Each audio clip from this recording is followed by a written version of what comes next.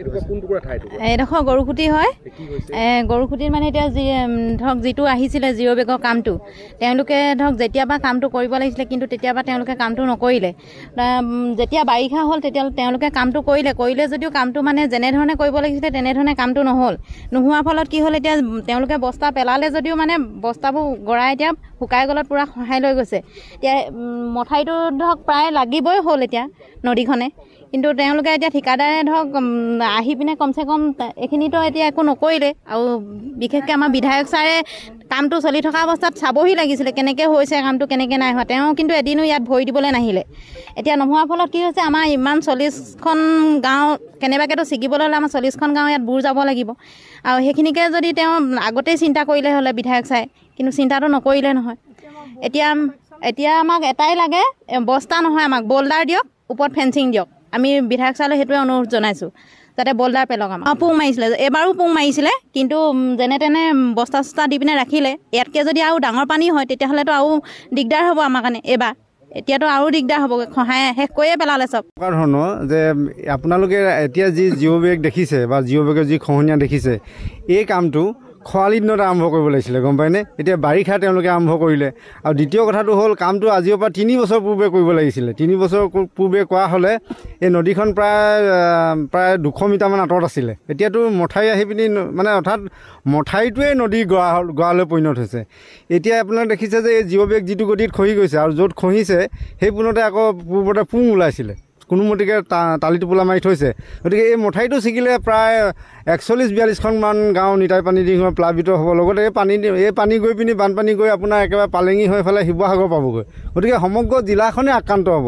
গতিকে ৰাইজ আজি আতংকিত হৈ আছে আৰু এক মানে আশংকাত দিন কটাবলগীয়া হৈছে। স্থানীয় বিধায়ক মহোদয়েও কথাটো ভালকৈ মানে পৰিদৰ্শন কৰিব লাগিছিলে যে ঠিকাদাৰজনেনো কেনেকৈ কামটো কৰিছে। তেওঁ এইটো যিহেতু আমাৰ অঞ্চলৰ ৰাইজে ভোট দি তেখেতক জিকাই দিছিলে, তেখেতৰ সেইটো নৈতিক দায়িত্ব আছিলে। আমি আচৰিত খাইছোঁ, মানে হতভম্ব হৈ পৰিছোঁ যে এই ক্ষেত্ৰত তেখেত নিমাত কিয়, সেইটোহে আমি আচৰিত খাইছোঁ। আৰু খুব সোনকালে যদি এই গৰাখহনীয়া প্ৰতিৰোধৰ কাৰণে এতিয়া জিঅ' বেগতকৈ আমাক কি লাগে, ইয়াত ৰাইজে কৈছে, আমাক ৰাইজে কৈছে, আমি পুৱা গধূলি ইয়ালৈ আহি আছোঁ, তেতিয়া কৈছে যে তেখেতসকলে বল্ডাৰ দি পিনি যিটো ফেঞ্চিঙৰ ব্যৱস্থা কৰে সেইটোহে ইয়াৰ প্ৰত্যেক মাত্ৰ উপায়, তাতকৈ বনায়।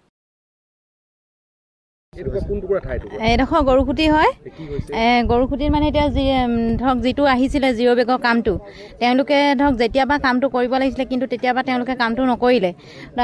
যেতিয়া বাৰিষা হ'ল তেতিয়া তেওঁলোকে কামটো কৰিলে যদিও কামটো মানে যেনেধৰণে কৰিব লাগিছিলে তেনেধৰণে কামটো নোহোৱাৰ ফলত কি হ'ল, এতিয়া তেওঁলোকে বস্তা পেলালে যদিও মানে বস্তাবোৰ গৰাই এতিয়া শুকাই গলত পূৰা খহাই লৈ গৈছে।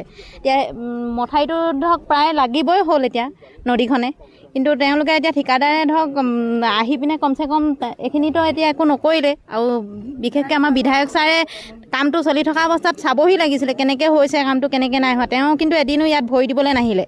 এতিয়া নোহোৱাৰ ফলত কি হৈছে, আমাৰ ইমান 40খন গাঁও কেনেবাকৈতো ছিগিবলৈ হ'লে আমাৰ 40খন গাঁও ইয়াত বুৰ যাব লাগিব। আৰু সেইখিনিকে যদি তেওঁ আগতেই চিন্তা কৰিলে হ'লে বিধায়ক ছাৰে, কিন্তু চিন্তাটো নকৰিলে নহয়। এতিয়া আমাক এটাই লাগে, বস্তা নহয়, আমাক বল্ডাৰ দিয়ক, ওপৰত ফেঞ্চিং দিয়ক। আমি বিধায়ক ছাৰলৈ সেইটোৱে অনুৰোধ জনাইছোঁ যাতে বল্ডাৰ পেলক। আমাৰ পোং মাৰিছিলে, এবাৰো পোং মাৰিছিলে, কিন্তু যেনে তেনে বস্তা চস্তা দি পিনে ৰাখিলে। ইয়াতকৈ যদি আৰু ডাঙৰ পানী হয় তেতিয়াহ'লেতো আৰু দিগদাৰ হ'ব আমাৰ কাৰণে। এতিয়াতো আৰু দিগদাৰ হ'ব, খহাই শেষ কৰিয়ে পেলালে চব। ধৰণৰ যে আপোনালোকে এতিয়া যি জিঅ' বেগ দেখিছে বা জিঅ' বেগৰ যি খহনীয়া দেখিছে, এই কামটো খৰালি দিনত আৰম্ভ কৰিব লাগিছিলে, গম পায়নে? এতিয়া বাৰিষা তেওঁলোকে আৰম্ভ কৰিলে। আৰু দ্বিতীয় কথাটো হ'ল, কামটো আজিৰ পৰা 3 বছৰ পূৰ্বে কৰিব লাগিছিলে। 3 বছৰ পূৰ্বে কৰা হ'লে এই নদীখন প্ৰায় 200 মিটাৰমান আঁতৰত আছিলে। এতিয়াতো মথাউৰি আহি পিনি মানে অৰ্থাৎ মথাউৰিটোৱে নদী গৰালৈ পৰিণত হৈছে। এতিয়া আপোনালোকে দেখিছে যে এই জিঅ' বেগ যিটো গতিত খহি গৈছে, আৰু য'ত খহিছে সেই পোনতে আকৌ পূৰ্বতে পোং ওলাইছিলে, কোনোমতিকে টালি টোপোলা মাৰি থৈছে। গতিকে এই মথাউৰিটো ছিগিলে প্ৰায় 41-42খনমান গাঁও নিতাই পানী দি প্লাবিত হ'ব। লগতে এই পানী গৈ পিনি বানপানী গৈ আপোনাৰ একেবাৰে পালেঙি হৈ ফালে শিৱসাগৰ পাবগৈ। গতিকে সমগ্ৰ জিলাখনে আক্ৰান্ত হ'ব। গতিকে ৰাইজ আজি আতংকিত হৈ আছে আৰু এক মানে আশংকাত দিন কটাবলগীয়া হৈছে। স্থানীয় বিধায়ক মহোদয়েও কথাটো ভালকৈ মানে পৰিদৰ্শন কৰিব লাগিছিলে যে ঠিকাদাৰজনেনো কেনেকৈ কামটো কৰিছে। তেওঁ এইটো যিহেতু আমাৰ অঞ্চলৰ ৰাইজে ভোট দি তেখেতক জিকাই দিছিলে, তেখেতৰ সেইটো নৈতিক দায়িত্ব আছিলে। আমি আচৰিত খাইছোঁ, মানে হতভম্ব হৈ পৰিছোঁ যে এই ক্ষেত্ৰত তেখেত নিমাত কিয়, সেইটোহে আমি আচৰিত খাইছোঁ। আৰু খুব সোনকালে যদি এই কি কয় গৰাখহনীয়া প্ৰতিৰোধৰ কাৰণে এতিয়া জিঅ' বেগতকৈ আমাক কি লাগে, ইয়াত ৰাইজে কৈছে, আমাক ৰাইজে কৈছে, আমি পুৱা গধূলি ইয়ালৈ আহি আছোঁ, তেতিয়া কৈছে যে তেখেতসকলে বল্ডাৰ দি পিনি যিটো ফেঞ্চিঙৰ ব্যৱস্থা কৰে সেইটোহে ইয়াৰ প্ৰটেক্ট মাত্ৰ উপায়, তাতকৈ বনায়। যিকোনো খবৰৰ বাবে যোগাযোগ কৰক 7099017330 লগতে 7099017110 নম্বৰত।